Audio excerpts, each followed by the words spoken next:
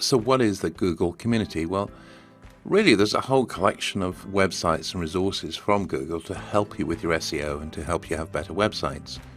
So if you look at the Google Webmaster Google Plus, so this is a Google Plus page where you can go and look at new ideas from Google. So all sorts of things there.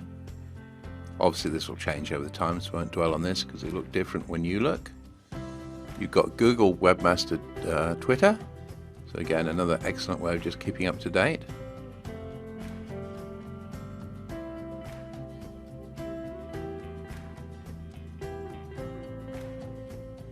So all sorts of things in here.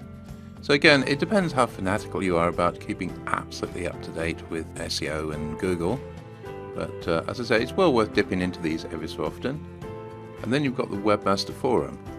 And again, you can just follow along here to see what sort of problems people are having, or you can sort of try and get answers to your own problems.